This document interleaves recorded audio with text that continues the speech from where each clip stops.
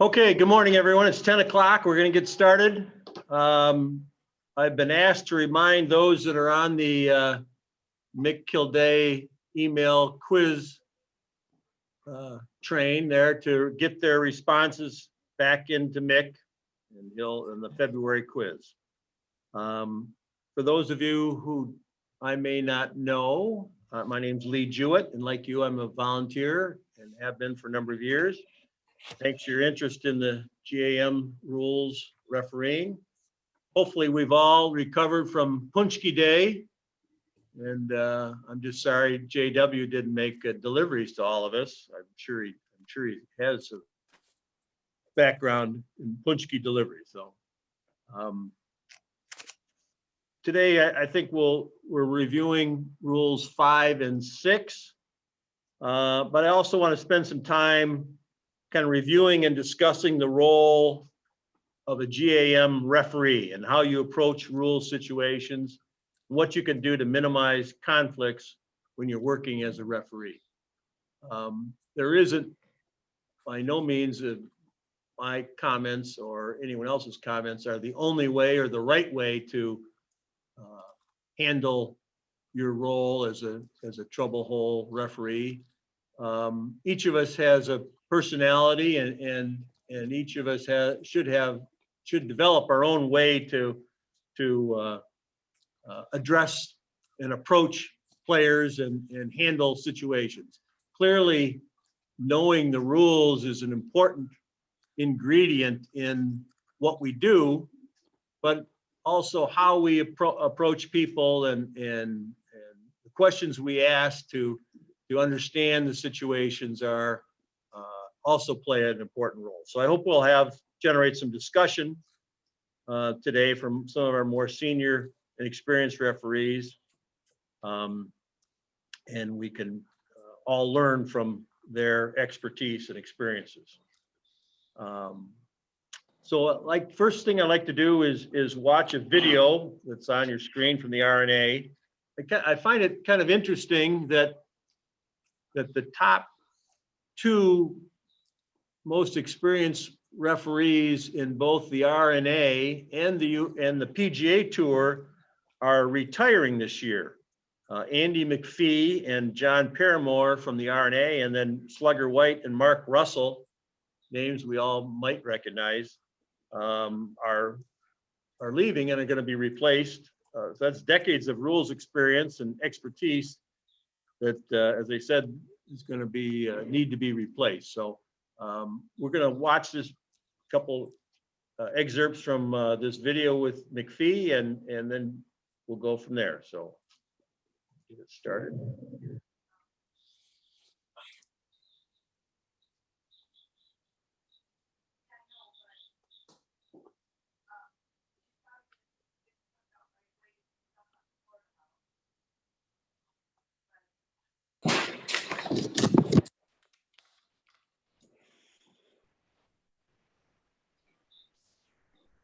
Not getting any sound, Lee. I can't hear it either. No, I don't sound. Can't hear it.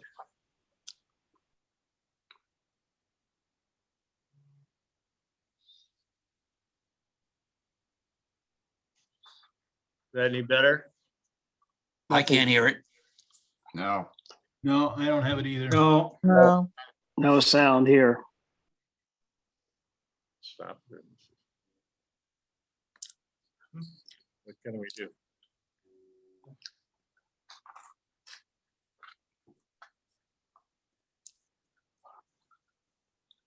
Any better? No. no. Nothing. See if we can correct it in some fashion. Is there supposed to be video also, Lee? There is a video also. Should be on your screen. Yeah, it's on the Yeah, I screen. have a video. You can see the guy, but you can't hear him. Right. Right. Yes. Yes. Okay. In the meantime, there's a chat question from someone: when I'm assigned a trouble hole, am I considered a referee? And they're absolutely, that is the official title of anyone that volunteers to work any of our tournaments. The other thing that we can get into, and maybe some others can, while we're trying to get through this audio issue, how you know, sometimes players, which Andy McPhee,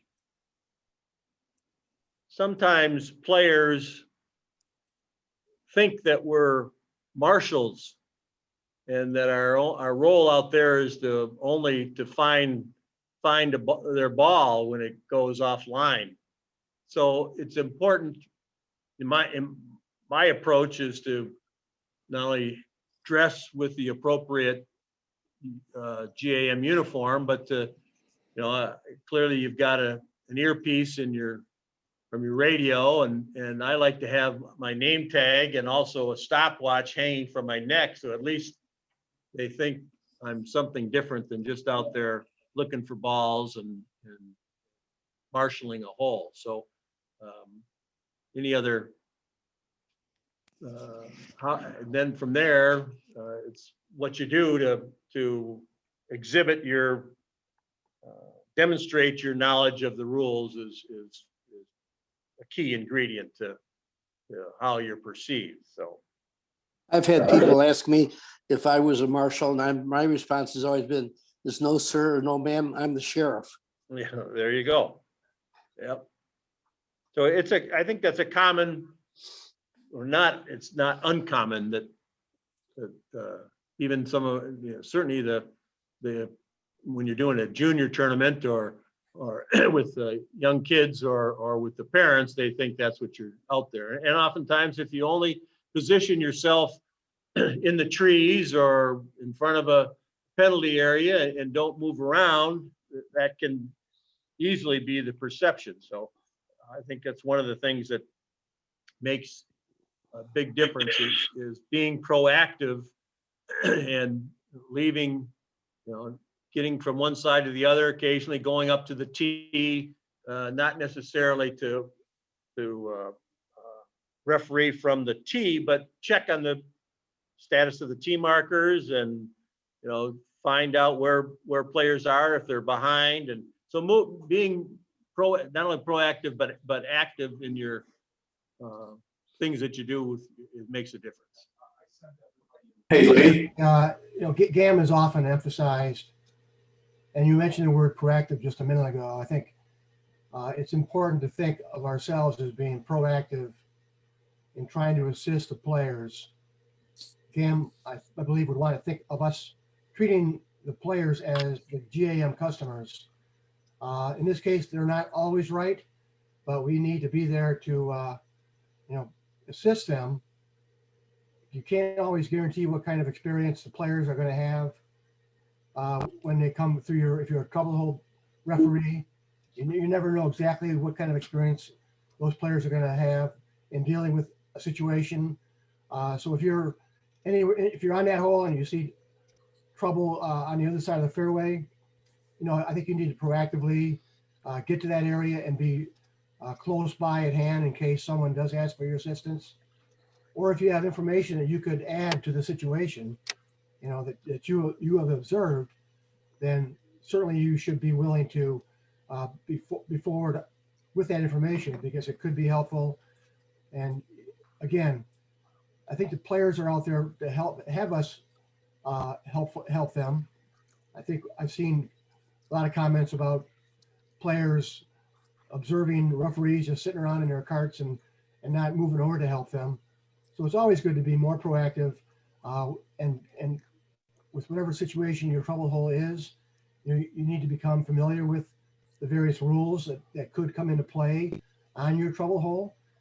Any questions, you know, you may want to check with your rover for that particular 9 and get things straightened away, and not be willing to get on the radio too and ask for assistance, even prior to the players coming, you know, leaving the tee box. You may want to forward some information about what you just observed and make it, you know, ask for some helpful advice on how to deal with players, you know, given that situation. But again, players are we get all kinds of players out there, and we want to treat them with courtesy and respect. You may, some are more courteous than others, but for the most part, I think they all realize that we are there just to help. We're not perfect. We don't spot every ball. We can't, our lot of older eyes we have out there. Don't be afraid to say, hey, I'm sorry. I never saw it. And that's all that needs to be said. I know Lee Jewis likes to tell the players that, hey, you shouldn't have hit it there, but that's just ridiculous. Yeah, I'm not always as tolerant as Craig is, and or Mick Kilday or Marv or Tom Anderson, but I do have to bite my tongue every now and then. To piggyback on what Craig's saying, when you see something going on across the fairway, or well, first of all, you should position yourself in an area where more than likely you're not going to be able to see every tee shot or every shot, but you can, if you're in the trees, you can hear the ball rattle around in the trees, or you can hear it land somewhere, and that'll help guide you to where, help finding the ball. So, but if it's across the fairway and you can suddenly see some group looking for the ball, as I go to drive my car over there, I've already started my clock.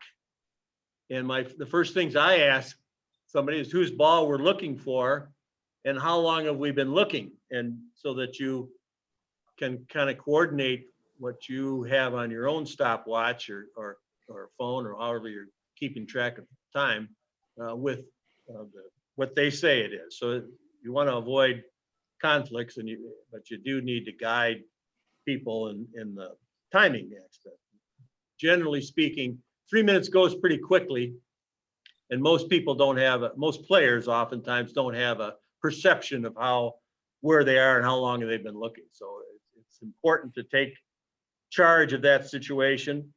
Again, I typically would tell people when I start the clock and how much time, periodically say, well, you've got a minute and a half left, or you've got 30 seconds left, or whatever, so that they understand how urgent it is to continue their search. Hey, Lee. Yes, sir. I've had a lot of players say to me, well, there's a marshal up there, I'll talk with them. And I always remind them that there are rules officials up there. We have no marshals. Just to give that information to them. And I think even as a starter, letting the players know when they start. We have rules officials out there, referees for every, so many holes, just to let them know that they're not marshals. They are rules officials. Yep. Referees, right. All right, we're going to try this audio again. Let's see where we are here.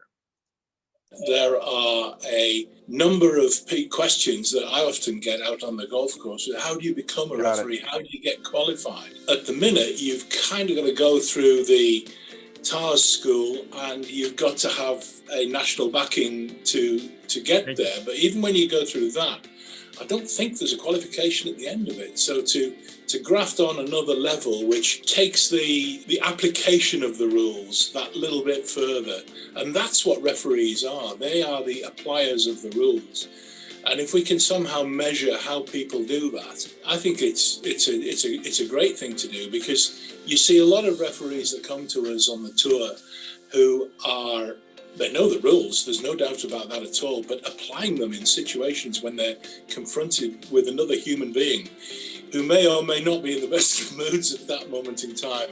And can you remember the stuff that you've learned in the classroom, and can you put it over in such a way that firstly the player accepts it and the game can move on? That's a skill. You can't really learn that in the classroom. We do our best when we're at TARS, and we create situations for players to be put in, but there is no substitutes. So if in the new qualification we can somehow assess people when they're in the process of doing that, this is another step for the R&A, and I think it's one that definitely needs doing, and I'm excited by it, because my background is in dealing with those practical situations. So if I can give some of the experience that I've got, and look, if we're honest, not everybody gets to operate at the elite level of the sport, and having an infuriated player in front of you with a big name and a lot of cameras pointed at you, yeah, you know, it takes a bit of getting used to. But once you've had that experience, if you can pass on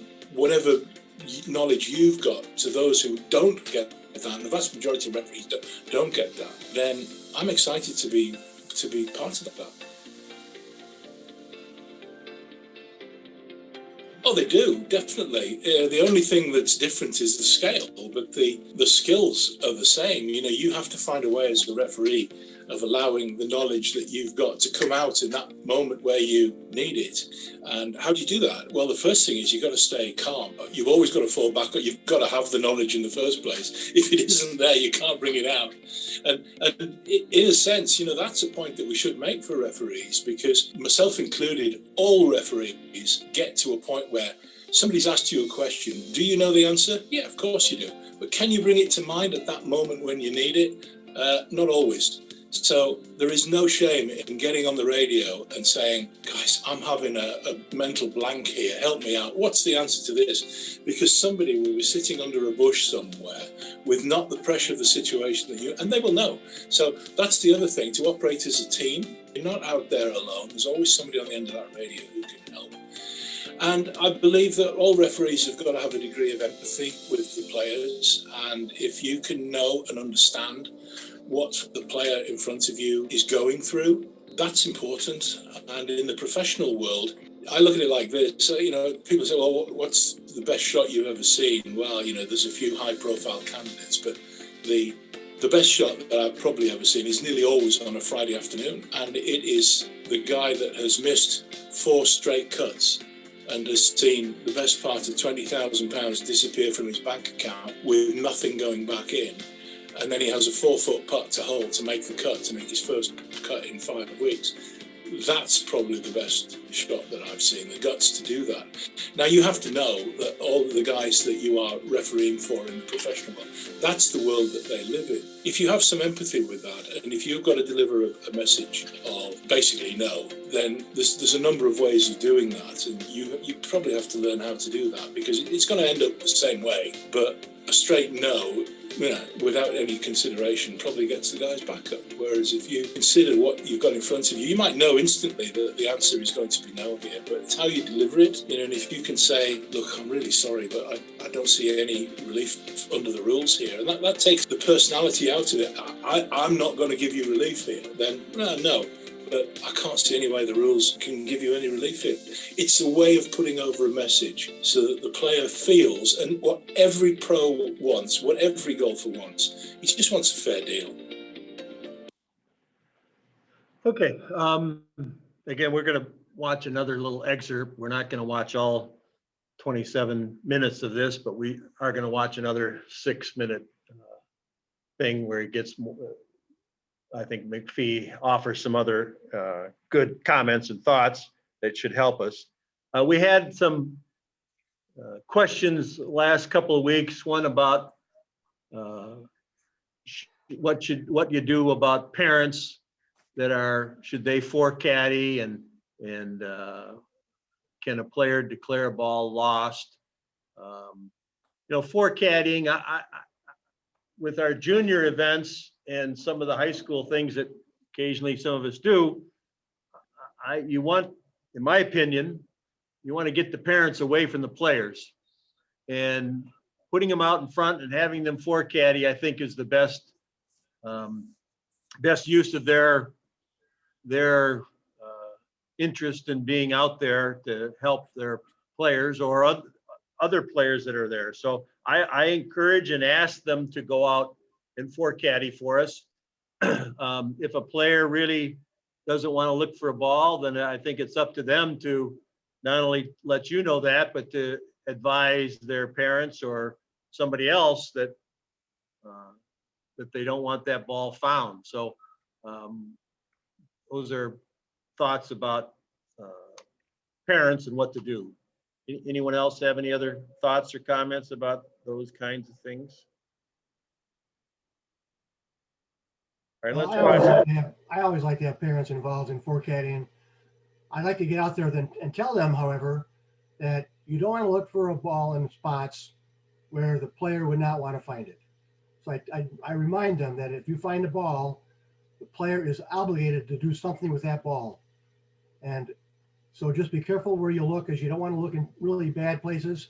I mean, generally, if I know where a ball is in high grass, I won't even look in areas where it's really bad. I'll look in areas where the player might be able to get a swing on the ball, or if it's within 2 club lengths off from a fairway or off from a rough cut, then I will look near the edge of the fairway and really tall grass, because, you know, on a playable lie, the player would have the option of taking just one stroke and taking lateral relief, or maybe even back on the line relief might be a possibility. If you see a spot where a ball might be and they're back on the line relief, then you might want to consider looking for a ball in those kinds of areas. But I always want to make sure I emphasize with the parents that be careful where you look for a ball, because if you find it, the player is obligated to identify it, and if it's a player's ball, they need to do something with that ball.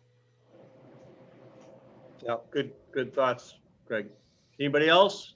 Otherwise, we'll go to the next portion of this. Okay.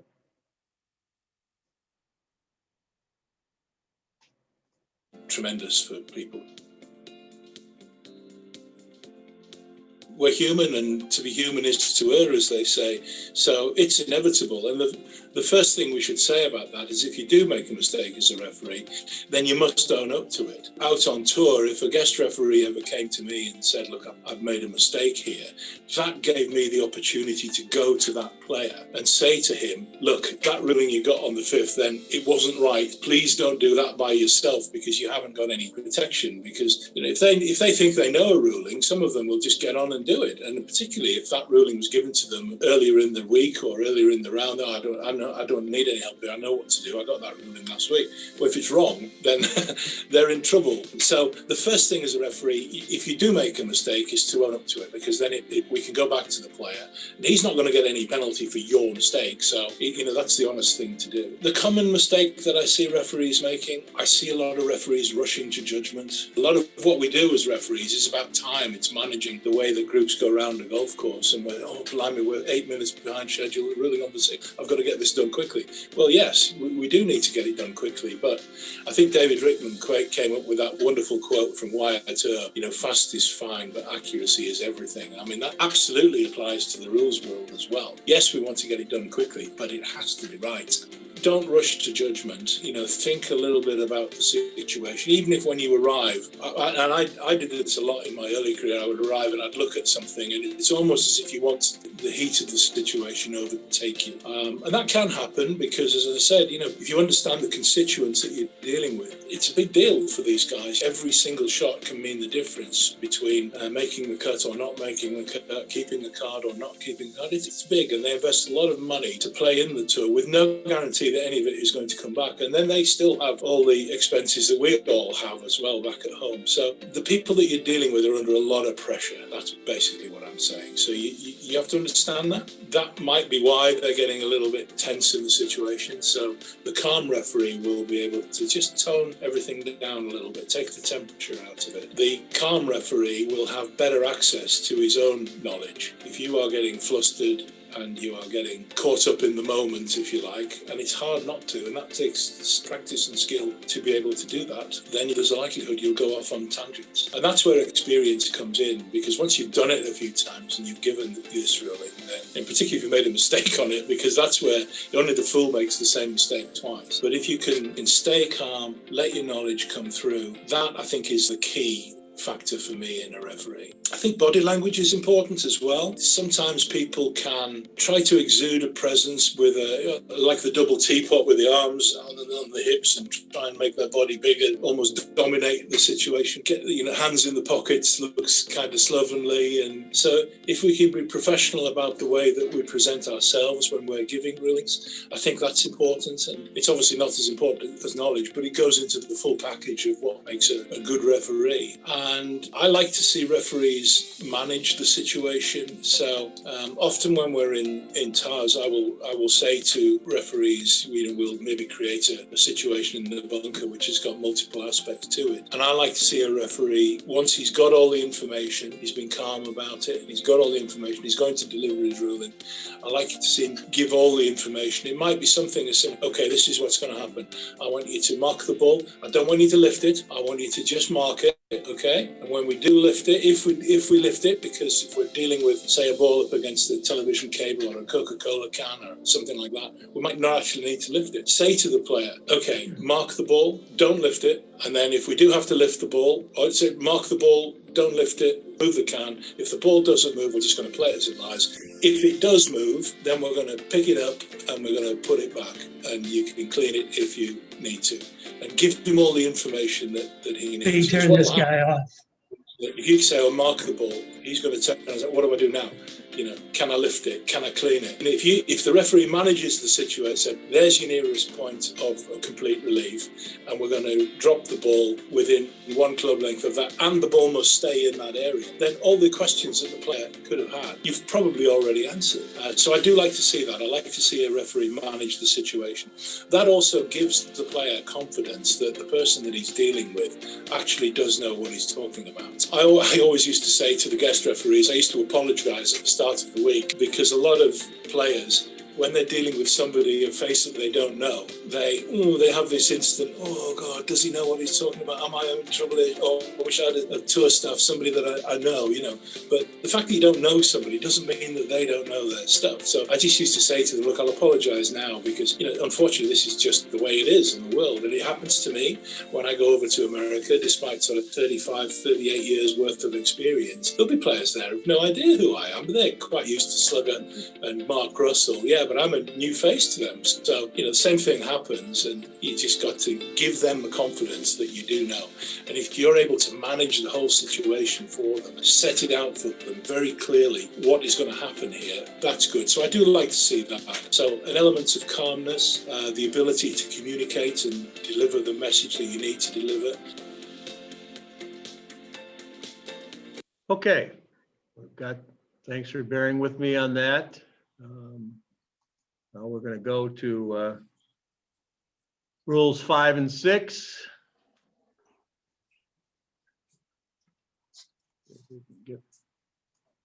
How do we get out of this, Teddy? Where do you want to go to? I want to go to the USGA, the rules.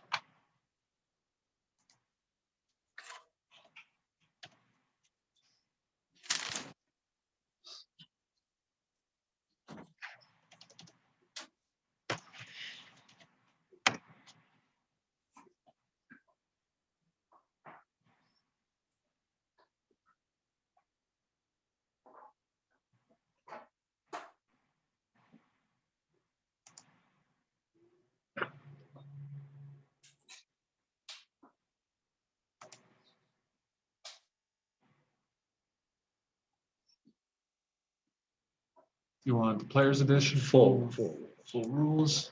And which one do you want to go? 5.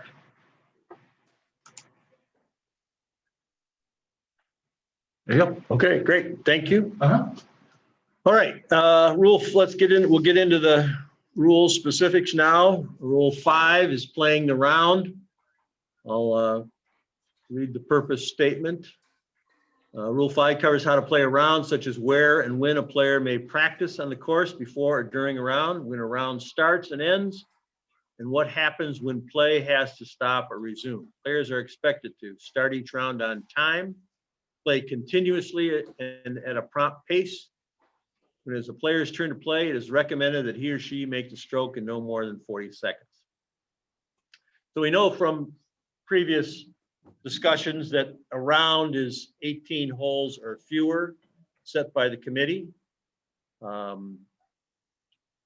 We know that, again, from what we've heard in the past and have read, that a stroke play playoff is a new round, and a match play going to extra holes is a continuation of their round. So those are basic things that we all need to understand and be aware of as we go through. Let's take some time while we're here to go into some definitions before we get too far into this. How do I get rid of this chat screen? Let's see. Oh, there. Okay, I got it. Thank you. We also need to. I also need to get rid of this. I need to help me with this moving them. Just want to move this part down. That stuff. There you go. We got all sorts of tricks. Okay, let's go to some definitions here. The first definition is conditions of affecting the stroke. Whether you're attending these seminars or participating in our discussions so that you can, one, either hopefully become better, more knowledgeable about the rules, or whether you want to prepare for the USGA quizzes, definitions are a key ingredient of being a referee. So ones that have come up in Rule 5, the lie of the conditions affecting the stroke. The lie of the player's ball at rest, the area of intended stance, the area of intended swing, the line of play, and the relief area where the player will drop or place a ball.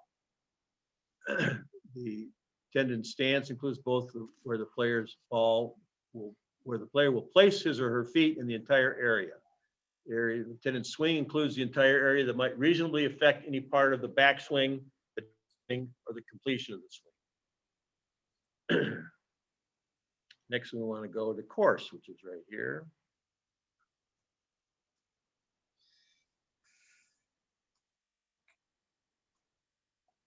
Course, the area of play within the boundaries of the set by the committee, all areas inside the boundary edge. So again, we measure out of bounds from ground level, the inside edge of stakes or the fence. All areas outside the boundary are out of bounds. The boundary edge extends both above the ground and down below the ground. Another quiz question that I've found in the past is the areas of the course. Oftentimes the question will be, how many specific areas are there of the course? And the answer is 4. So they don't count the general area as a specific area, but the teeing area of the hole that you're playing, the putting green of the hole that you're playing, penalty areas, and bunkers are the answer to that question.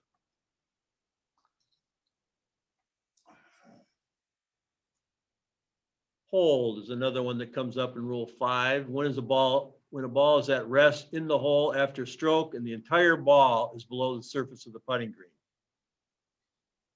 There are cases where the ball may be resting against the flag stick in the hole, and you need to refer to Rule 13.2 is C is that to help you with that one.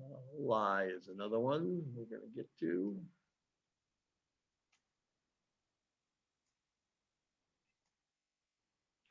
The spot which the ball is at rest and any growing attached natural object, immovable obstruction, integral object, or boundary object touching the ball or right next to it. Loose impediments and movable obstructions are not part of the lie of a ball. That's again a key ingredient.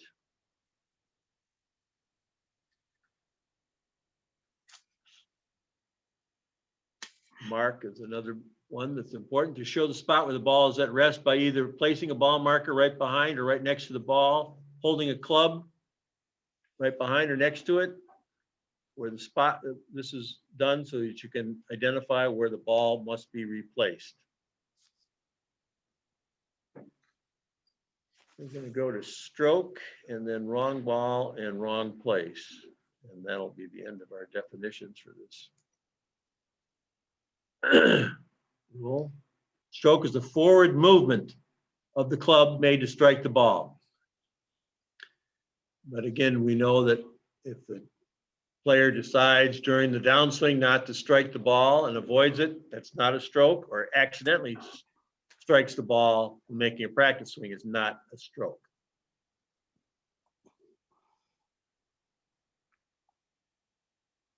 Wrong ball.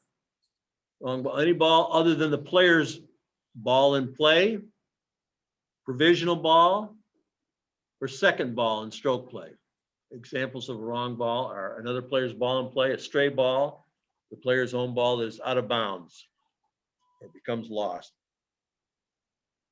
And lastly is the wrong place.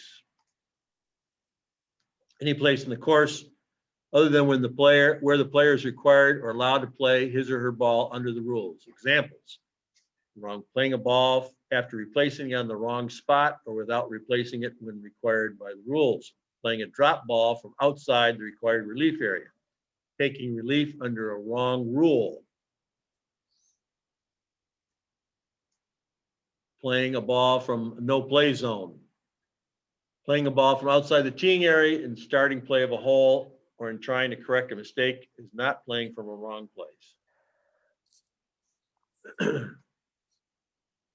Go back to Rule 5.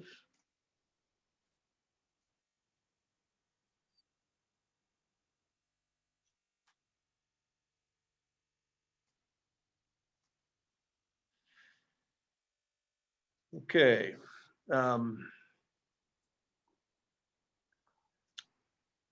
There's some key, in my opinion, key interpretations that you can find in the big book that I think we should review.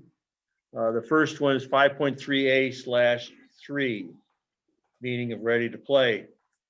That means that the player has at least one club and a ball ready for his immediate use. So if the player's there on time and he only has a putter and a ball, then he should start the round. We already know, again, it should be clear that starting a round means exactly, if it's 10 o'clock, it's 10 o'clock, not 10 and 1 second. So they have to be in place, ready to go. If they're not, then we have 5 minutes for them before they're disqualified. If they aren't there at their time, it's a 2-stroke penalty.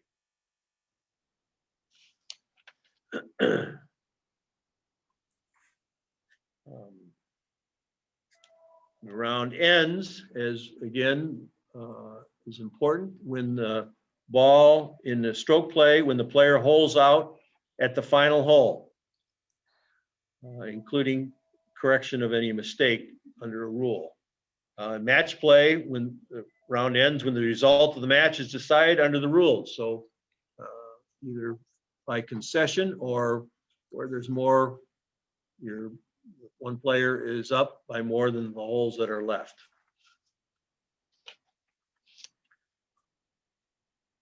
You're required to play in the groups set by the committee unless the change is approved before or after it happens.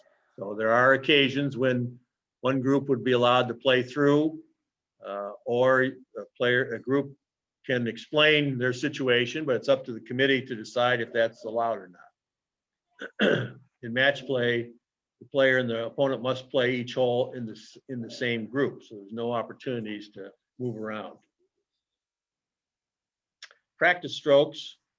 There's no allowance for practice strokes while you're playing a hole. There are identified in the rule book things that are not practice strokes, which is a practice swing made with no intention to strike the ball, hitting a ball back to a practice area or another player when done solely as a courtesy. Strokes made by a player in playing out the hole whose result has been decided. So there is some opportunities for once a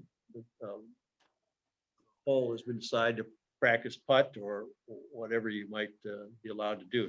You're restricted to practicing on the hole, the green that you just completed, or near the tee that you're about to play, can't play from a bunker. Then there's a whole group of, on interpretation 5.5b, there's a whole identification of when practicing between holes is allowed, both in match play and stroke play. So anytime you can practice on any practice putting green that's on the course during the play. And that oftentimes there are situations where those greens are on the course out or close by a tee or a green that you've just left. So it's important to understand what the opportunities are for practice and what are not allowed. When play has been suspended or otherwise stopped, a player must not make a practice swing or a practice stroke.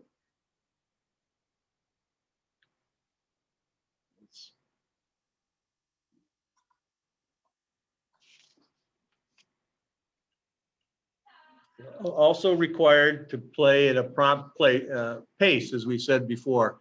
It's one of the things that's critical. We have a pace of play policy. It's important role of the referee to help the players stay up with the group in front of them. If you think there's a situation where a group, or if you know that the group is falling behind, if you can help identify if one or more of the players in a group is responsible for slowing things down, that's important for referees to share that with the rover and to keep track. That's not our primary responsibility, but it certainly is one of the responsibilities of a referee, is to keep pace of play going the way that we've laid out in our par, pace of play par timing.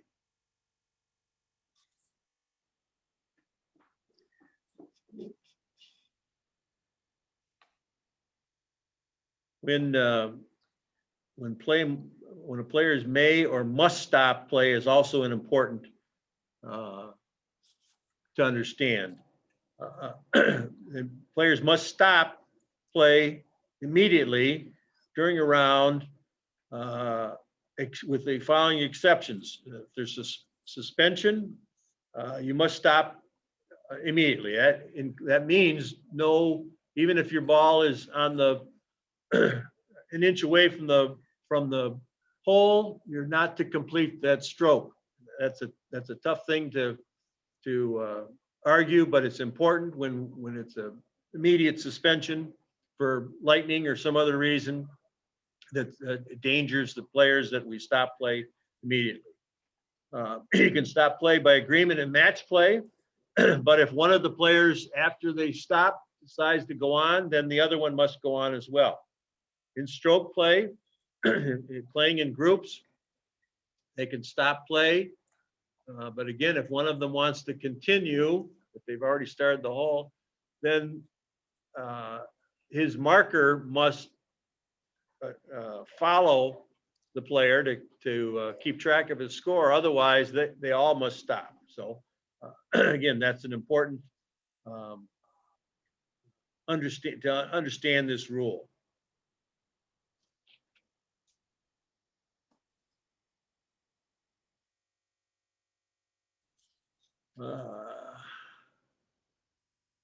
Sometimes there are reasons why players wouldn't be able to stop if they're far into the course and they can't hear the horn or some other reason. Then we give them some concessions for violating those rules, but otherwise they're expected to stop anytime there's danger for sure.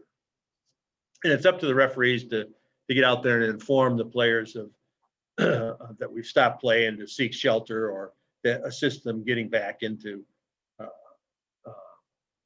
the sheltered area.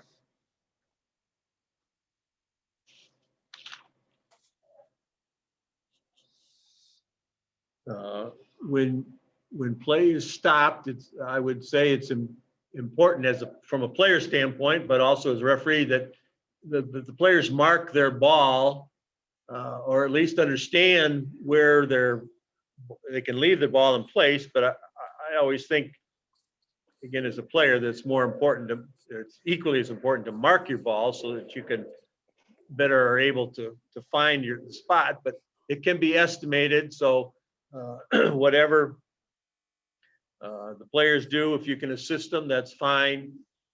They can mark the ball, pick it up, clean it, and eventually they're going to replace it on that spot.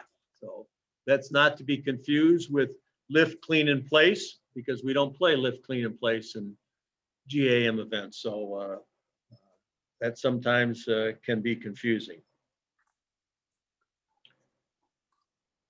Okay. Page 90.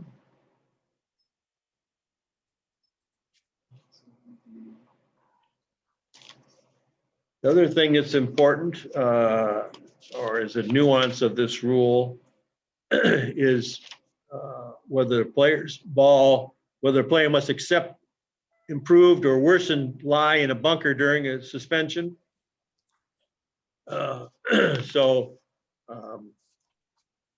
5.7D, lifting a ball when play stops or before play resumes. When stopping play of a hole, player may mark the spot, as I just said. When player's ball is lifted, when play is stopped, the player must replace it on the original spot or another ball, so you can substitute a ball.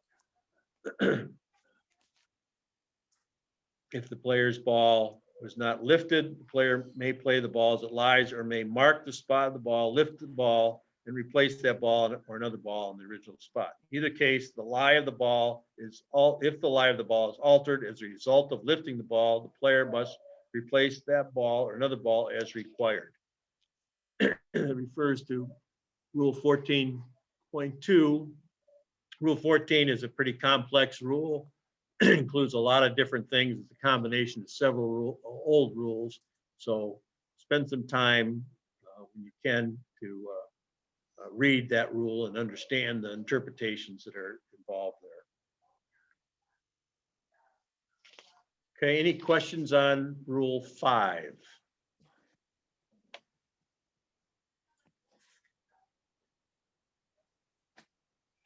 So let's take a quick, I'm going to read some true false questions and let me know what your answer is. We'll see if we can do this without displaying it on the screen. So the first one is, in stroke play, the player deliberately changes the loft of his or her sand wedge during a round, but the club still conforms to the equipment rules.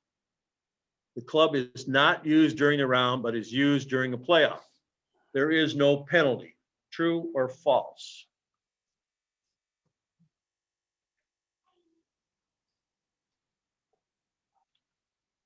Any comments? False. Anyone else? Did you say stroke play? In stroke play, a player deliberately changes the loft of his or her sand wedge during a round, but the club still conforms to the equipment rule. Mm-hmm. That club is not used during the round, but is used during a playoff. There is no penalty. True. True. Yeah, the playoff is a new round. Yeah, it's a new round. True is the correct answer. In match play, A and B agreed to stop play due to heavy rain. This does not delay the competition. The rain continues to fall and A wishes to resume play.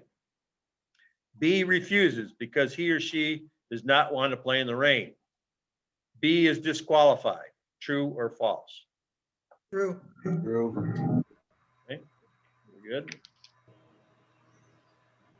Play is suspended for darkness when a group is playing the last hole.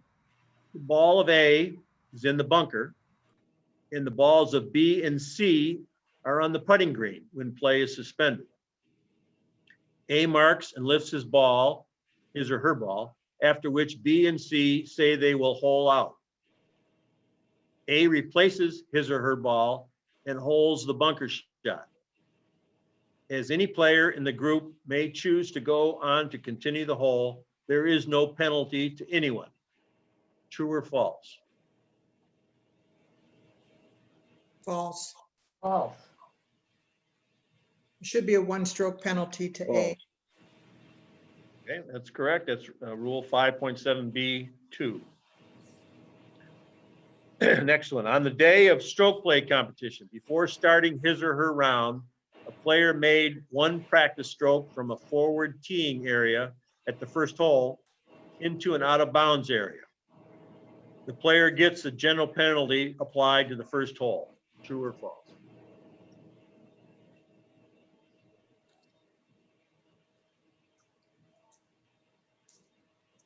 False. On the day of a stroke play competition, before starting his or her round, a player made one practice stroke from a forward teeing area at the first hole into an out of bounds area. The player gets the general penalty applied to the first hole. True or false? True. True. Doesn't that depend on which local rule is in play? He's not allowed to practice on the course, is he? The day of on the day of the Competition, play? right, right, correct. So that's rule 5.2B. Yep. Next one. Play is suspended, an immediate suspension due to lightning. When a player is in the process of taking relief from an abnormal course condition, the player continued measuring and dropped the ball in the determined relief area, but did not make another stroke. The player is disqualified for not stopping play. True or false? False. False. Correct. Okay, those are some quick ones to review. Rule 5. Again, any questions on that? All right, let's go to rule 6.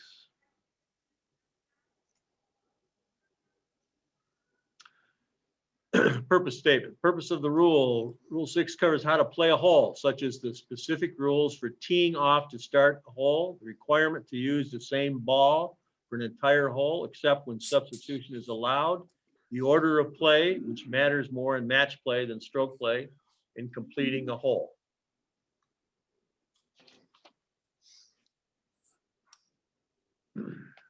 So player started a hole when he or she makes a stroke to begin the hole. Ball must be played from inside the teeing area. So one of the things that's kind of, in my opinion, a nuance of the rules is in match play. I'll read you the interpretation. Let's see.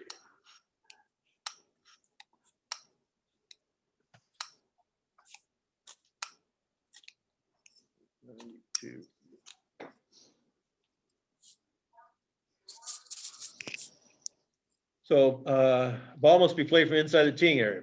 A player must start each hole by playing a ball from anywhere inside the teeing area. Match play, there is no penalty if he doesn't play from inside the teeing area, but the opponent may cancel the stroke. This must be done promptly and before either player makes another stroke. When the opponent cancels a stroke, he or she cannot withdraw the cancellation.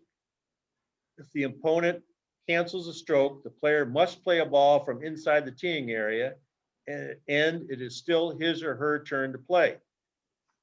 If the opponent does not cancel the stroke counts and the ball is in play and must be played as it lies. So the interpretation is if in starting to play the hole in match play, a stroke made from outside the teeing area is not canceled. Rule 6.1b provides that the player plays the ball as it lies. However, the player may not always be permitted to play the ball as it lies. For example, when starting play of a hole, a player hits the ball out of bounds from outside the teeing area, such as from a wrong set of tee markers, and the opponent does not cancel the stroke. Since the player's stroke is not canceled and the ball is out of bounds, he or she must take stroke and distance relief by playing a ball from where the previous stroke was made. However, as the stroke was not made from the inside the teeing area, the ball must be dropped, not teed. So that's a little bit of a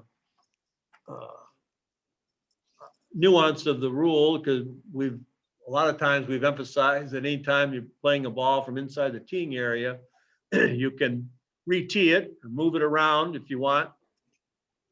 So it's important if you're refereeing a match and that situation occurs that you understand that, again, little nuance.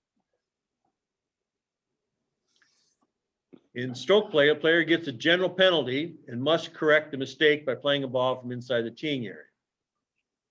The ball played from outside the teeing area is not in play. That stroke and any more strokes before the mistake is corrected, including the strokes made and any penalty strokes solely from playing the ball, do not count. If the player does not correct the mistake before making a stroke, begin another hole, or for the final hole of the round before returning his or her scorecard, the player is disqualified. So there are some kind of severe penalties if you don't correct your mistake. Let's take a few minutes and go through some of the definitions here as well.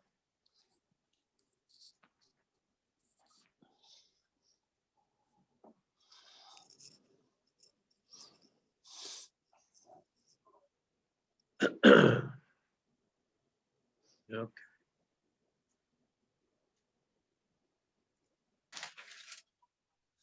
The hole is the finishing point of the putting green. The hole must be, it talks about the dimensions of the hole.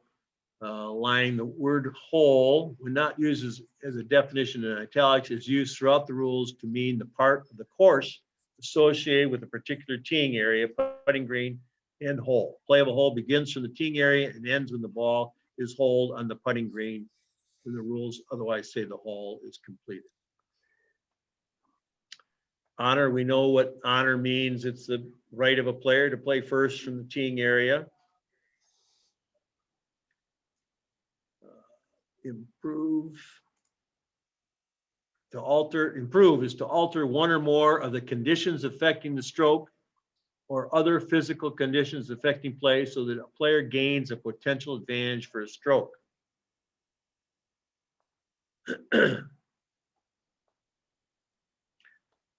In play is another one. The status of a player's ball when it lies on the course and is being used in the play of a hole. A ball first becomes in play on a hole when the player makes a stroke at it from inside the teeing area. Or in match play when the player makes a stroke at it from outside the teeing area and the opponent does not cancel the stroke under a rule, under Rule 6.1b. The ball remains in play until it is holed, except that it is no longer in play. Three situations: when it is lifted from the course, when it is lost, even if it is at rest in the course, or comes to rest out of bounds, or when another ball has been substituted. A ball that is not in play is a wrong ball. It's important to understand that variation.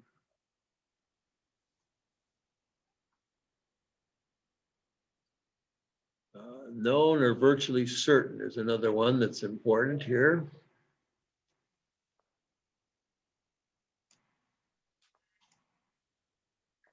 The standard for deciding what happened to a player's ball. For example, whether the ball comes to rest in the penalty area, whether it moved, or what caused it to move. Known or virtually certain means more than just possible or probable.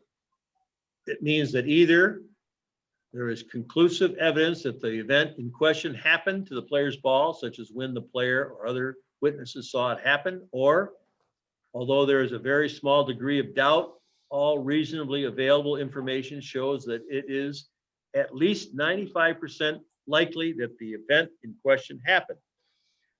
All reasonably available information includes all information the player knows and all other information he or she can get with reasonable effort without unreasonable delay. I'll tell you a little story about known or virtually certain, and I'll leave the, other than myself, I'll leave the other people involved as anonymous for the time being. I was working at Plum Hollow at first, and I think it was a Michigan amateur. I was the starter, and then after all the players had been started, I was assigned the 18th hole at Plum Hollow. 18th hole is a slight dog leg left, par 5. Sometimes we play it as a par 4, but there's trees along the left-hand side. There's trees and out of bounds along the right-hand side. I position, and then the fairway is 2-tiered. So the hole goes down a slope. There's a creek or a river going in front of the green, a yellow now penalty area. On either side by that river is a red penalty area on the right-hand side and red penalty area on the left-hand side. Water. This particular year we had a very wet spring. So I positioned myself by the landing area to the left-hand side, kind of in the grove of trees. Players oftentimes would try and drive over those trees and fade their ball into the fairway. So if it hit a tree, I was right there and could hear it, or at least hopefully it landed. And I could see the landing area. I couldn't follow the balls off the tee. But the second shot oftentimes, they didn't hit a very good drive, was a blind shot to the green. And players had a choice of either laying up in front of the penalty area, or at that time it was a water hazard. So this is pre-2019. So it was a yellow water hazard. A group needed some assistance up by the green. So I was down the hill and up by the green, helping them look for a ball. As I said, it was wet and there were some embedded balls. And so at any rate, following group now had hit their second shots, and one of the players had hit his ball to the right. And there is a big tree over on the right-hand side. And there's thick rough, probably 10 yards worth of thick rough before you get to the penalty area. So after I helped the people up by the green, I roared up there and parked my cart in the rough area. By now there's 3 players and 3 caddies looking for this ball. And I again identified whose ball we were looking for and how long they were looking. And at that time it was a 5-minute search. So I had started the clock. And then the rover came up to help me. My feeling, and again, this is before 95% criteria was entered in. My feeling was that they didn't know whether the ball had hit the tree or not, and whether it really was, but known and virtually certain was still part of the rules. We looked for 5 minutes, and now the player was convinced that he was entitled to lateral hazard penalty relief. He wanted to take 2 club lengths and penalty. My position was that it was a lost ball because they spent some part of the time looking in the rough, not in the penalty area. The rover and I discussed this and eventually agreed or allowed the player to take his drop right at where he determined to cross the penalty area. So we let him drop and he played his shot. And as I'm walking back to my cart, which I then looked over to my left, and here's the ball outside the penalty area. Now of course, the player wanted to play that ball, which we didn't allow him to do. So my point of this story is that the 95% qualifier now is an important way to rationalize whether a ball is lost or not. I tend to say now, after a 3-minute search, that's 180 seconds. 10% of 180 seconds is 18 seconds. 5% is is 9 seconds. If they spend more than 9 seconds theoretically looking outside the penalty area, it's pretty clear to me that they don't know or are virtually certain that the ball is in the penalty area if they're looking outside it. So I think that's a good way to apply that rule, because players are always going to, they don't want to go back and hit from a lost ball. They want to play it as close as they can to where they are guessing that it went out into the penalty area. So that's kind of my known or virtually certain story, and I would encourage you to develop your own policy on where you're going to allow players to drop. Okay, any more definitions here? Lost is another one. The status of a ball that is not found in 3 minutes. If the search begins and is temporarily interrupted, you can stop for good reason. Law in the big book, in the interpretations book, there's further descriptions of loss. In fact, there's 4 different clarifications, I guess, if you will. I won't read them all, but I would encourage you to review them yourself. Ball may not be declared lost. The player may not delay the start of search to gain an advantage. Search time continues when the player resumes to play a provisional ball, and search time when searching for 2 balls. So take some time to read those and to understand them as best you can, because again, that can become a critical challenge for referees determining what to do for a ball that's lost. Lee, Yes. back to your known or virtually certain, you didn't talk to the player about the penalty that he breached there? Which penalty? Well, he played from the wrong place and stroke and distance, did he not? Well, again, the rover had decided, and I concurred at the time with some slight objection, that we were going to allow him to take relief there. So the answer to your question is no, we did not identify that he had played from the wrong place. Okay. Then we clearly should have. We shouldn't have allowed him to, in retrospect now, we would not have allowed him to play there to begin with. We'd have gone, I think, with the 95% qualifier, we'd have told him to go back to where he played his other shot, his last shot.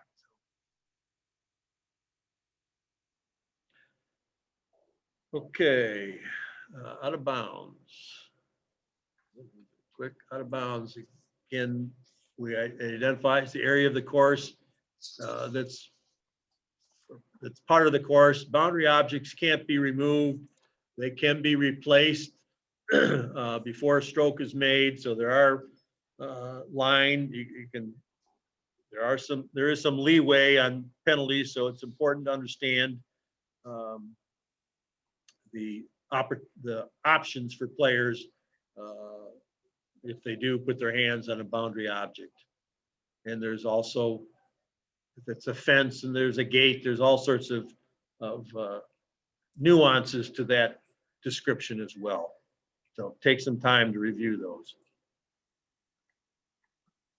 Provisional ball is another one. Another ball played in case the ball just played by the player may be out of bounds or lost in a penalty area. Provisional ball is not the player's ball in play unless it becomes the player's ball in play. So again, the key wording here is a provisional ball is only played when the player thinks it's out of bounds or lost outside a penalty area. So do whatever you can to preclude a player from playing a provisional ball if they think they've hit it into a penalty area. That oftentimes happens. So that ball becomes the ball in play if they've done that. It's important to understand that. Okay, let's go back to Rule 6. Yes.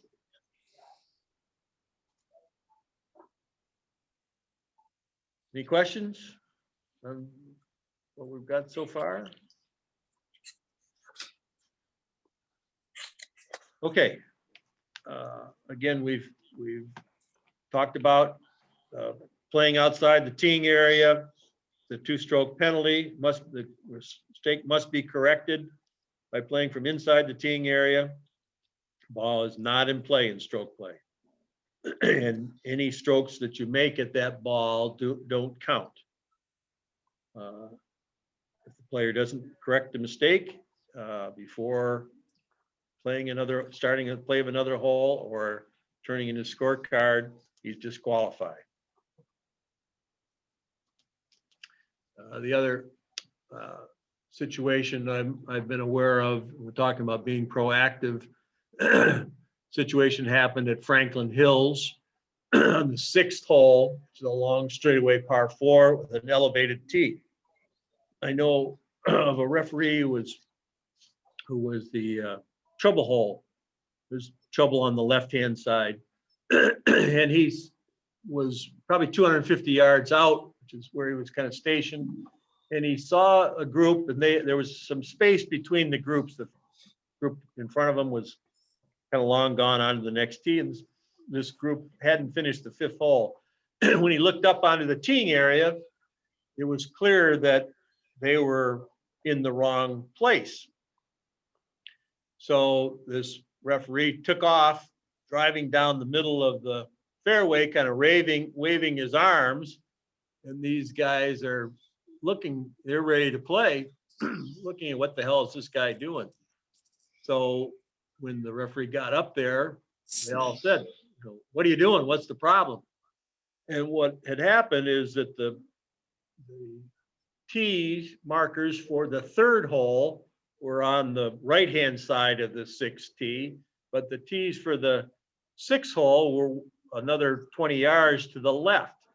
So he had stopped these 3 players from playing from the wrong set of tees. So it was, again, another example of being proactive and doing something out of your comfort zone to prevent rules from being violated. So all sorts of ways to get your help your players. Okay.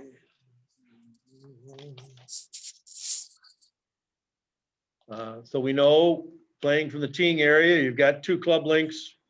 It's teeing areas are the outside edges of the tee markers, and 2 club links back from the front edge of the tee marker. You can stand outside the teeing area, but your ball must be touching or inside the teeing area.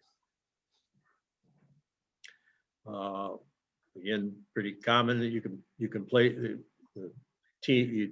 You start your hole by using a tee or the ground itself. So sometimes not so much anymore, but certainly in par 3s, you see players play off the ground and not using a tee. All that is allowed as long as it's inside the teeing area. Conditions that in the teeing area can be improved before making a stroke. The player may take these actions in the teeing area to improve the conditions affecting the stroke. 1, you can alter the surface of the ground, we just talked about. You can move, bend, or break grass, weeds, or other natural objects that are attached or growing in the ground in the teeing area. You can remove or press down sand and soil in the teeing area, and you can remove dew, frost, and water in the teeing area. But the player gets a general penalty if he or she takes any other action to improve the conditions affecting the stroke. You can't move tee markers. Again, much like boundary objects, if someone moves one, they can be replaced without penalty before a stroke is made. But if they just move the tee and then go ahead and make a stroke, they're going to get penalized, a general penalty. If they in all other situations, tee markers are treated as regular movable obstructions and may be removed as follows. So if you're playing another hole and your ball ends up on the tee and the tee marker interferes with your stance or swing, or lie, you can move it and replace. Hey, Lee, Yes, just a quick point of clarification, or just for general knowledge. Most people probably know this, but on the tee, it's where the ball is. The ball has to be within the teeing area, but the player may stand outside the teeing area to address correct. it. That's Most correct. people probably know that, but I've had some people ask me that, and just wanted to let people know that that's appropriate. Yes. And often, and there is a little variance on course setup. Some officials, some referees, rovers specifically, put the tee 6 paces apart as a typical distance between tee markers. Oftentimes that takes you right to the edge of a teeing area. Other officials tend to give a little room between the tee marker and the edge of the rough so that a player could stand outside the teeing area to tee off and not have to stand in the rough. But again, there's no set rule on that. It's just a kind of a guideline that each rover may have or not have. You'd like to have all the tees set up the same way. That would be the best, but it's not a firm rule by any means.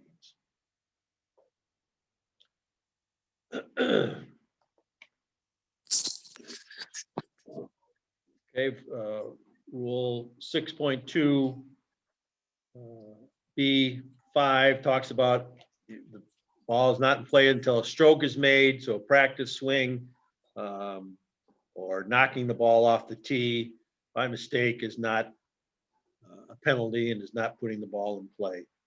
But if the player makes a stroke and that ball, while it is falling or after it has fallen off, there is no penalty.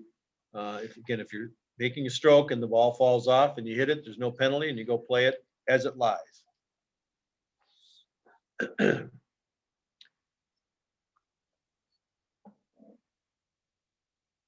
So 6.2B6, when the ball in play lies in a teeing area, the ball in play is in the teeing area after a stroke, such as a teed ball after a stroke that missed the ball or taking relief, the player may lift or move the ball without penalty. You can re-tee it, that ball or another ball from anywhere in the teeing area from tee or the ground, including playing the ball as it lies. So you have some flexibility, except as we talked about earlier, that exception in match play, if the ball is teed up from outside the teeing area and goes out of bounds, you have to drop the ball in that case.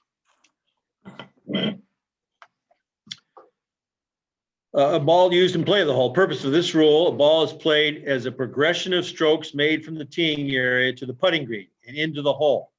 After teeing off, the player is normally required to play the same ball until the hole is completed. The player gets a penalty for making a stroke at a wrong ball or a substituted ball when substitution is not allowed by the rules. So in general terms, holing out with the same ball played from the teeing area. Player may play any conforming ball when starting a hole from the teeing area and may change balls between 2 holes. Player must hole out with the same ball played from the teeing area, except 2 exceptions: when that ball is lost or comes to rest out of bounds, or the player substitutes another ball, whether or not allowed to do so. The player, and so it talks about putting an identifying mark on the ball.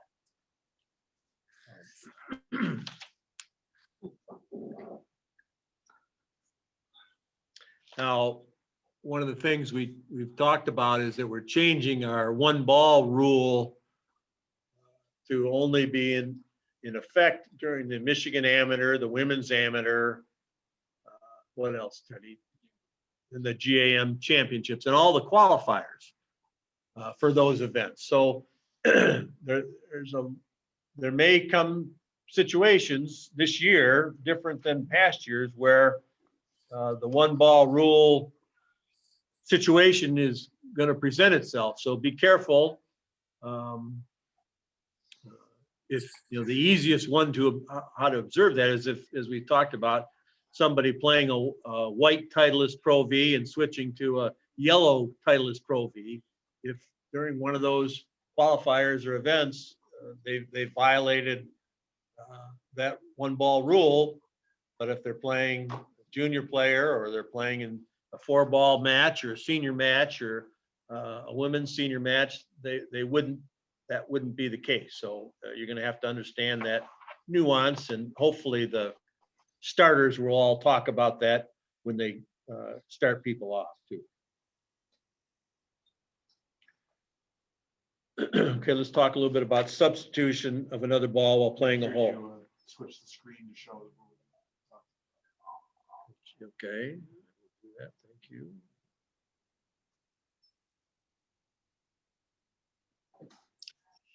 There's the teeing rules. There's the teeing area we talked about.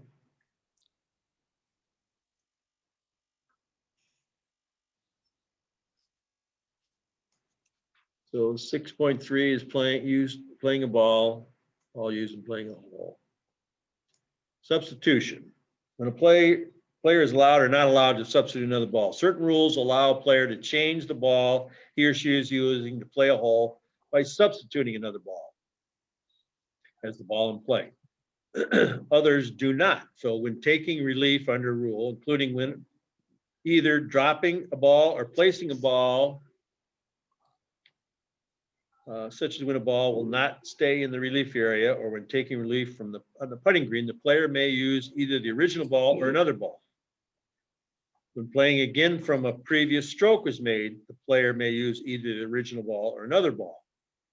When replacing a ball on a spot, the player is not allowed to substitute a ball and must use the original ball with certain exceptions. Those exceptions are in Rule 14.2a, which is page 191 of the big book. Substituted ball becomes the ball in play when a player substitutes another ball as the ball in play. The original ball is no longer in play, even if it is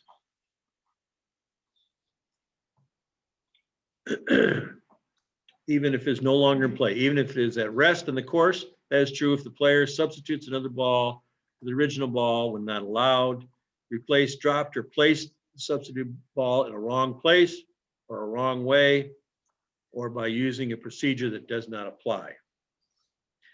Now there is a called the so-called eraser rule, which is Rule 14.5. So again, that's a key rule to understand and to spend some time reading and reviewing.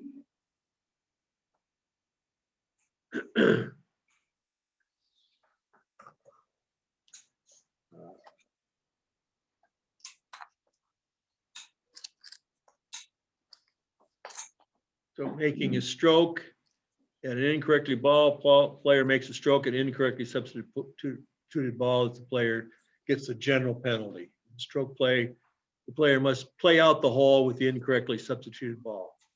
If multiple breaches result from a single act, see Rule 1.3C4.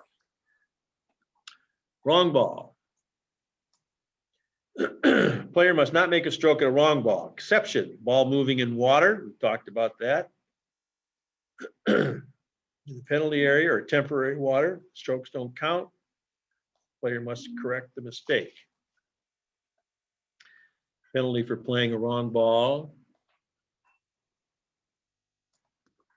General penalty. In match play, if the player and an opponent play each other's ball during the play of the hole, it's the first to make a stroke at a wrong ball gets the general penalty, which in match play is loss of hole.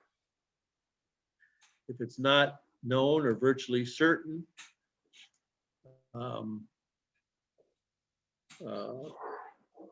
which wrong ball was played first, there's no penalty and the hole must be played out with the balls exchanged. In stroke play, the player must correct a mistake by continuing to play with the original ball, the correct ball, and playing it as it lies or taking relief under the rules. The stroke made with the wrong ball, and this is an important rule, with the wrong ball, and any more strokes before the mistake is corrected don't count in penalty strokes. If the player does not correct the mistake before making a stroke to begin the next hole, for the final hole before he turns in his scorecard, he's disqualified. So that's, again, an important part of that wrong ball rule. There are some opportunities to play more than one ball in stroke play. You can play a provisional ball, or you can play two balls. And then you must identify that what you've done in playing two balls with the committee before you sign your scorecard. So that's, again, that's a critical component of that rule. The order of play is important, especially in match play.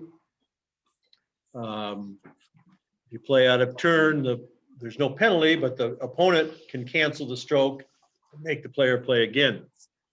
In stroke play, there's no penalty at all for playing out of turn. And in match play, you can have an agreement. If you're behind or just pace of play, you have to do it each time. It can't be an overall agreement that the other player your opponent can play out of turn, but that eliminates the opportunity for the player to cancel his stroke. So again, if you're refereeing, that's a good way to a match. That's a good way to get a match catching up if you need to do that.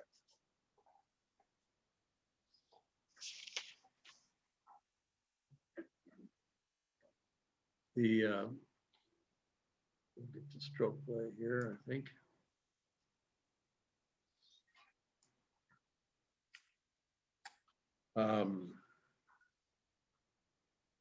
Let's see.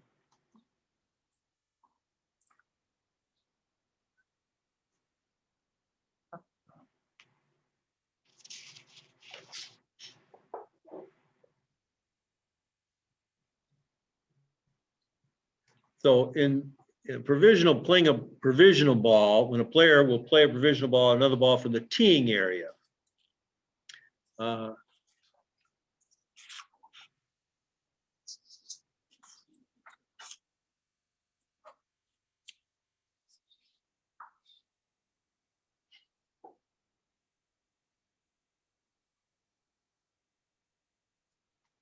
So the order of play for all other players, in this case, for all the players in the group, are to make their first stroke on the hole before the player plays a provisional ball or another ball from the teeing area. If more than one player will play provisional ball or another ball from the teeing area, the order of play is the same order as before. So again, it's an important nuance of the rules.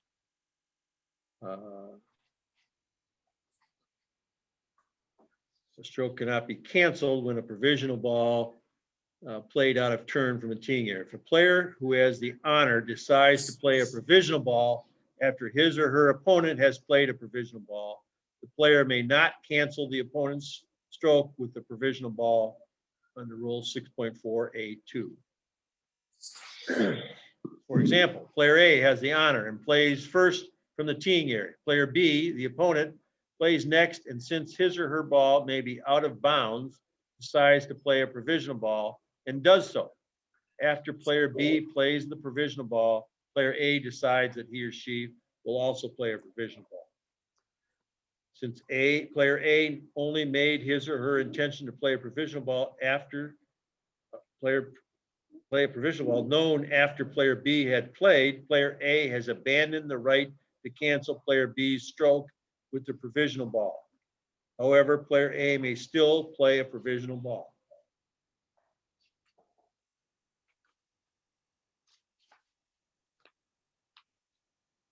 Okay.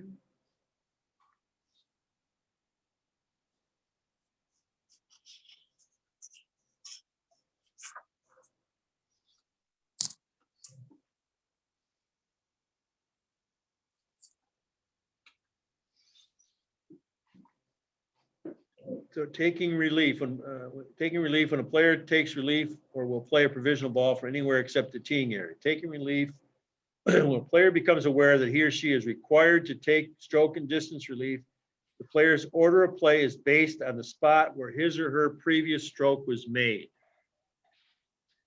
When the player has choice to play ball as it lies or take relief, the player's order of play is based on the spot where the original ball lies, which if not known, must be estimated. This applies even when the player has already decided to take stroke and distance relief or to take relief to play from a different place than where the original ball lies, such as in a penalty area. Playing a provisional ball, the order of play is for the player to play the provisional ball right after making the previous stroke before anyone else plays the ball, except when starting a hole from the teeing area, when the player waits before deciding to play a provisional ball, in which case the player's order of play, once he or she decides to play a provisional ball, is based on the spot where the previous stroke was made. So sometimes a player will go off, leave the teeing ground and begin to look for their ball and then decide they better go back and play a provisional ball. Assuming they do that before the 3-minute search time is up, it's their turn to play. So that's what that rule is saying. Lastly, completing a hole, player is complete a hole, match play when the player holes out or the player's next stroke is conceded, or the result of the hole is decided, such as when an opponent concedes the hole, the opponent's score, the hole is lower than the players possibly could make or the player or opponent gets the general penalty. The stroke play, the player holds out under rule 3.3 when he holds the ball into the hole. And lastly, when a ball is holed, the hole is complete. So no matter what, if the ball is in the hole and you aren't aware of that, the hole is completed, and whatever score it was with that ball hold is the one that counts, not any other provisional balls or substituted balls. Okay. Any questions on that?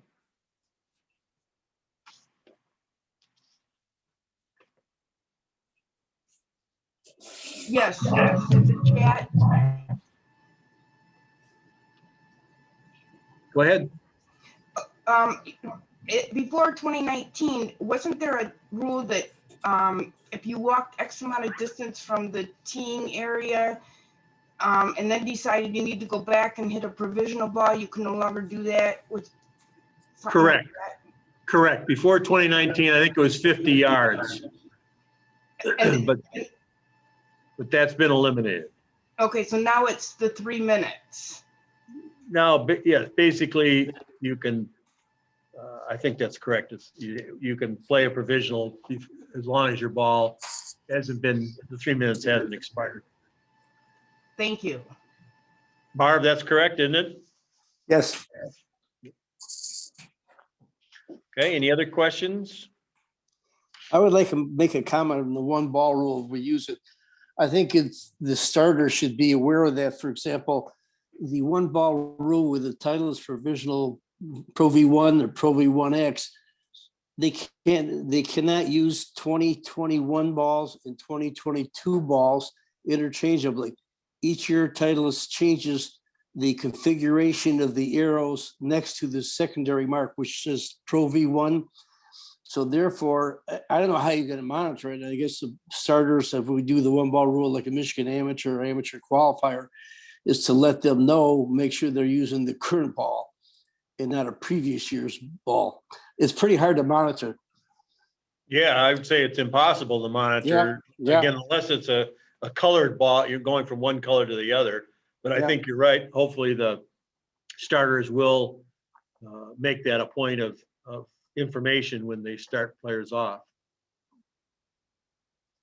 Lee, Yes. regarding the provisional ball, it's a scenario, you're looking, player A hits a ball and he's everybody's looking for it. But before the 3 minutes is up, he decides he wants to go back and hit a provisional. At that time, the search is over. Is that No. correct? No, he still has his 3 minutes. He still He's has, looking for it. He comes and looks for it. But before the 3 minutes is up, he decides he wants to go back and hit a provisional. At that time, is the search over? no. Lee? Okay. Does the clock stop? Yeah, does it stop? I don't think. Then they search. No, the clock does not stop, but if he can get back to the teeing area or wherever he hit his shot from before the 3 minute search is up and declare he's playing a provisional ball or tell his playing competitors when he's going back, I'm going to play a provisional ball. Assuming he does that before 3 minutes, he can do that. Mm-hmm. Otherwise, Yeah, I think the time that going back to the tee and hitting the provisional does not count as search time. So until the player still has the remaining portion of the 3 minutes after he hits the provisional to go back and find that ball. So Yeah, that's, but yeah. if you've taken 2 minutes and you've searched and you've walked back to hit a provisional, and then he comes forward, he still has another 1 minute remaining to find his ball. Right. So anybody can find that ball. If anybody finds that ball before the 3 minutes is up, even if he decides to go back and hit a provisional, the found ball, the first ball is in play. That's the ball in play. That's correct. that's correct. So yes, that's what I thought. So he cannot declare the ball that his provisional ball is the ball in play unless the 3 minutes is up. This points out there's an interpretation under the loss definition.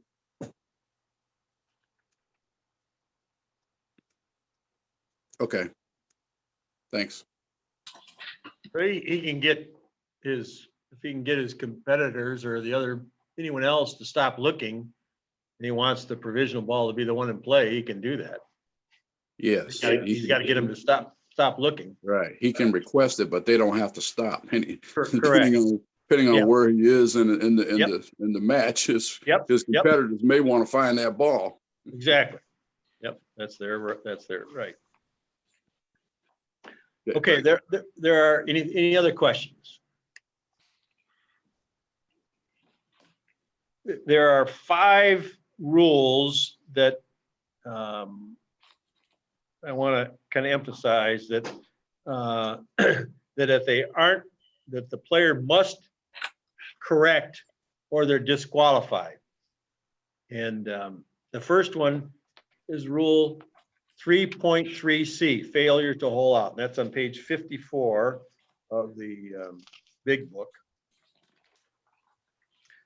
So, which reads 3.3C, player must hole out at each hole in a round. If the player fails to hole out at any hole, the player must correct that mistake before making a stroke to begin another hole or for the final hole of the round before returning the scorecard. If the mistake is not corrected in that time, the player is disqualified. That's one. Say there's 5 of them. The next one is making a stroke in stroke play, playing outside the teeing area. That's rule 6.1B2. Stroke play, the player gets the general penalty, 2 strokes, and must correct the mistake by playing a ball from inside the teeing area. The ball played from outside the teeing area is not in play. The stroke and any more strokes before the mistake is corrected includes strokes made and any penalty strokes do not count, as we reviewed this earlier. If a player does not correct a mistake before making a stroke to begin another hole or the final hole, he's disqualified. The next one, again, there's 5 of them, is in stroke play, playing a wrong ball. That's rule 6.3C1. Let's see here.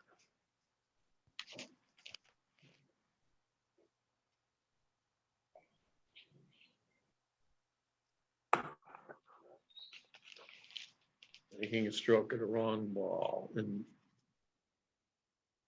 stroke play. In stroke play, the player must correct the mistake by continuing play with the original ball, by playing it as it lies or taking relief under the rules. The stroke made with the wrong ball and any more strokes before the mistake is corrected do not count. The player does not correct the mistake before making a stroke, begin another hole, or at the final hole, again, he's disqualified. So again, all of these are disqualifications. The next one is playing from a wrong place. 209.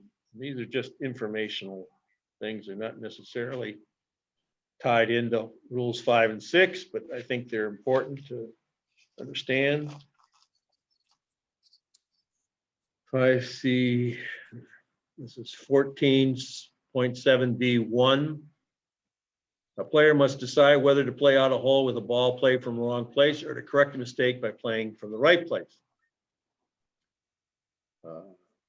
What a player does next on whether it's a serious breach, that is whether the player could have gained a significant advantage by playing from a wrong place. Serious breach. If the player does not correct the mistake before making a stroke to begin another hole or the final hole, he's disqualified. And lastly is stroke in a wrong order, foursomes and threesomes. And that's rule 22.3, page 306. So those 5 rules must be corrected or disqualification is the penalty. So that's pretty simple. So I've got some more quiz questions that I'm going to read, and then we'll be completed unless there's any other questions. So, Hey, Luke. Yes. Those rules that you just went over, we have on our website in the voluntary area. They're called 2019 Group of Rules to Remember. Right. And, I just kind of cut it out and put it in my book. Yep, I did the same thing. There's a number of different resources available to understand rules and nuances of rules. The RNA website that we looked at earlier for that, those videos, the USGA.org website, you can go to the rules and there's again videos. There's another one that some of us use, generalarea.org, as quizzes and papers on the differences between the rules prior to 2019 and the new rules. So all those are resources. And there's another one. And then similar to what we do now with our YouTube videos of these rules discussions, Wisconsin State Golf Association has a YouTube site that you can go to and does their sessions are a little bit longer than ours, but they're very good, and any of those resources I think are good references to take advantage of. Okay, I've got a quiz here, and again, these are for the most part true and false. Hey, Lee, 1 second. Yes. Yep. You were right about the lost ball search time. Okay. Take a look at the clock does continue to run. Okay. As the player returns to the spot to make his stroke at a provisional ball, so that 3 minutes it's a continuing running, whether or not anybody searches or not. Okay. It's Liz found that under the definition of loss, interpretation 3. Okay, great. Thank you for looking that up. All right, quiz. First question. The nearest point of complete relief is the reference point for taking relief under the unplayable ball rule. True or false? False. Anybody else? False. False is correct. We'll continue on. Question 2. Someone who walks with a player and gives him advice during the round, but does not carry his clubs is a caddy. True or false? True. Okay. Anybody else? True. I'd say true. Okay. Question 3. A player hits her shot out of bounds from the fairway. When dropping the ball under stroke and distance, she must drop the ball as near as possible to the spot from where the last stroke was made, no nearer the hole. True or false? False. Okay, anybody else? All right, false is correct. Question 4, in stroke play, a player makes a stroke on the putting green when pressing his forearm tight to his body, creating an anchor point against his body. What is the ruling? There's 3 choices. A, the player gets 1 penalty stroke and the ball is played as it lies. B, the player gets 2 penalty strokes and the ball must be replaced and the stroke replayed. Or C, the stroke counts and the player gets 2 penalty strokes and the ball is played as it lies. See. See, right? That's correct. This one's true or false. It is permitted for the same caddy to be employed by more than 1 player. Correct. I think that's true. True. Right? True. Another true or false. When the edge of ground under repair is defined by a line on the ground, the line itself is in the ground under repair. True or false? True. True. Says false. Mhm. Another true or false. A player may repair natural wear of the hole on the putting green before putting. True or false? False. False. Okay. False. It's false. It's in the explanation. A player may repair damage on the putting green. However, damage on the putting green does not include any damage or conditions that result from natural wear of the hole. True or false? Temporary water includes puddles caused by rain on a putting green. Temporary water includes puddles caused by rain on a putting green. True. Okay.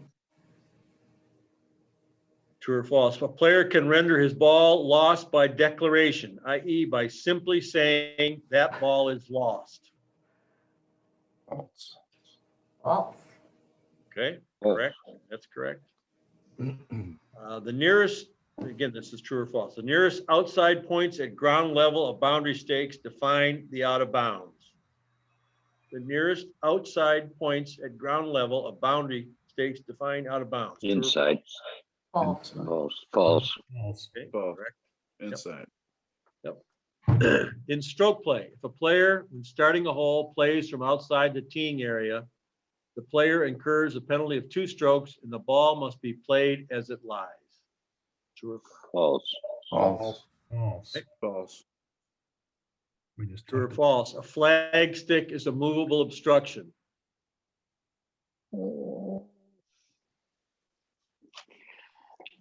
True. True. It says the- See the definition of obstruction. Definition. This is a 3-choicer. In stroke play competition, A, B, and C were drawn by the committee to play together starting at 9 a.m. A and B were present at the appropriate time, at the appointed time. C arrived at 9:02 after A and B had teed off, but just in time to play in the correct order. What is the ruling? The first choice is C gets the penalty of 2 strokes. B is there is no penalty. C is disqualified. A. Okay. Right. That's correct. True or false? The line of play is part of the conditions affecting the stroke. True. True. Right?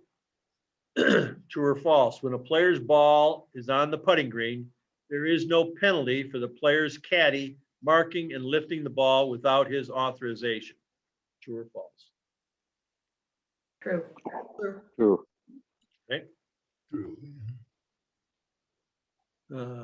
3 more. A player plays her second shot, searches for her ball briefly, and then announces she will go back and play a provisional ball. She drops and plays a second ball from where she played the previous stroke. The player then continues searching for her original ball and finds it within 3 minutes of when she first started searching for it. What is the ruling? A, the player may choose whether to continue with the original ball, the provisional ball. B, the player must continue with the original ball. C, the player must continue with the provisional ball. Should play the original ball. The original. Yep, Play the original ball. correct. All right, we just said that. We just talked about that. Yep. So last two questions are both true and false. The line of play always means the direct line to the hole. False. False. False. And lastly, loose impediments are part of the lie of the ball. True or false? False. False. Okay. All right. Any other questions or comments? Yes, there's one on chat. One on chat. Yeah, I had asked, what was wrong about the out of bounds question from the woman playing as near as possible? That's like not if how there you was- take stroke and distance relief. She's got a relief area. It's not as near as possible. On an out of bounds shot? No, it was on, And I thought it was an out of bounds shot too. Yeah, she was in the fairway and hit the ball out of bounds, and the question was true or false. She goes back, drops as near as possible to the point where she played her previous ball, and that answer was deemed to be false. Is that because there's now an area that's one club length around that she can now drop? I'll read Correct. you, I'll read you the explanation. It says, when dropping a ball under stroke and distance in the general area, the ball is dropped within one club length of the point from which the previous stroke was made, but in the same area of the course as that point. Okay, so it's the one stroke thing now that, because. One club length. Yeah, One one club club length. length. I mean, it's one club length in that semicircle kind of a deal. Correct. Okay, thanks.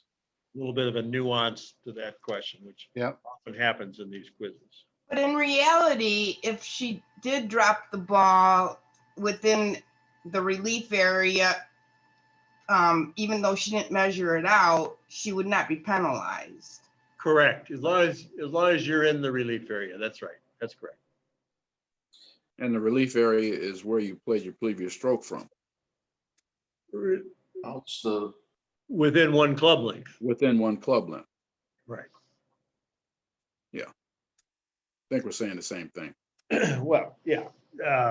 I think they're trying to suggest that you can't just go back to where the stroke is, but find your divot and drop it haphazardly. You have to, it has to be in the relief area, one club length back, one club length to the right, one club length to the left, in that semicircle. Again, it's a nuanced question. Yeah, it's a nuance, but if you see your divot, then that's your point of reference. That should help establish your reference point. Yep. Correct. Thank you. Okay. Lee, I got one thing here for you. From last week, there was talk about a ball being hit into a penalty area, and the ball is moving in that penalty area. Are you allowed to pull it out to take your relief? And the answer is yes, you are allowed to take that ball out. If you don't decide and the ball continues through that penalty area and goes out of bounds, your ball then is out of bounds. Mhm. But while that ball's moving in the penalty area, you are allowed to pull it out to take your relief. Okay, thank you. That seems a little, I would question the reality of that ever happening, how you'd hit when the occasion would be that you'd hit a ball that would end up in the water. And by the time you got up to where it was, I guess if it happened right in front of you, you chunked it in there, you could see it traveling, but that would be a pretty high velocity stream that would take that out of bounds, I would think. So I would agree with you, but those were the two questions that were kind of posed last week. yep, no, I agree with you. I guess my point is, don't get too wound up in all these nuanced questions that may or may not ever happen in one of our events. So, Well, I guess if you're looking at it and trying to decide, can I hit it out of there and play it out of there as opposed to it, yeah. you know, Yep, I agree. that's all from my end. Yeah. Anything else? Nope. Next week, I think Kyle is up. Okay, we're not sure what rules, but someone will let you